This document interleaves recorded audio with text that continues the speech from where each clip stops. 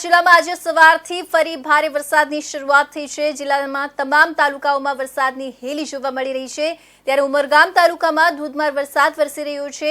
છેલ્લા 2 કલાકમાં ઉમરગામમાં 1.8 ઇંચ વરસાદ વરસતા રસ્તા પર પાણી થઈ ગયા છે। તો ઉમરગામના કેટલાક નીચાણવાળા વિસ્તારોમાં પાણી ભરાવાના કારણે લોકો મુશ્કેલીમાં મુકાયા છે। વલસાડ જિલ્લામાં દિવસની શરૂઆતની સાથે જ વરસાદના આગમનના કારણે જનજીવન પ્રભાવિત થયું છે। જોકે હજુ પણ ભારે વરસાદની આગાહી હોવાથી વધુ વરસાદ વરસવાની શક્યતા સેવાઈ રહી છે। વલસાડના ઉમરગામ તાલુકામાં વહેલી સવારથી વરસાદની મહેરામણી જમી હતી। સવારે 10 વાગ્યાથી વરસાદ તેજ બનતા સમગ્ર વિસ્તાર પાણીથી તરબોળ થઈ જવા પામ્યું છે।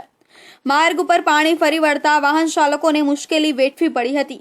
જોકે છેલ્લા 2 દિવસ અસહ્ય બફારો વાતાવરણમાં ફેલાઈ જતા લોકો ત્રાહિમામ પોકારી ઉઠ્યા હતા અને હવામાન વિભાગની આગાહીના પગલે શનિવારે વરસાદ પડતા લોકોએ અસહ્ય ગરમીથી રાહત મળી વાતાવરણ આહલાદાયક બની જવા પામ્યું હતું। વલસાડ જિલ્લામાં શુક્રવારે વહેલી સવારથી વરસાદી માહોલ જામ્યો છે।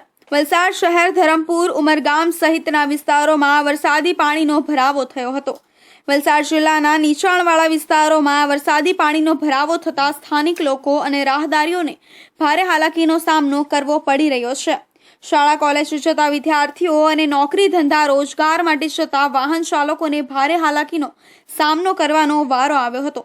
વલસાડ શહેરના ધરમપુર રોડ ઉપર અને મોગરાવાડી સહિત નીચાણવાળા વિસ્તારોમાં વરસાદી પાણીનો ભરાવો થયેલો જોવા મળ્યો હતો।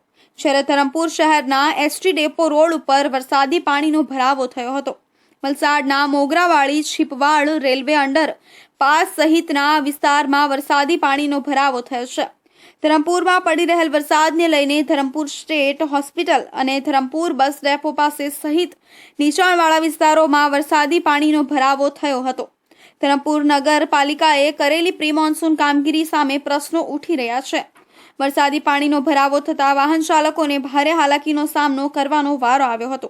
વલસાડ હાઈવે ઉપર પણ કેટલાક વિસ્તારોમાં વરસાદી પાણીનો ભરાવો થતા સુરત, મુંબઈ અને મુંબઈ સુરત તરફ જતા વાહન ચાલકોને ભારે હાલાકીનો સામનો કરવો પડ્યો હતો।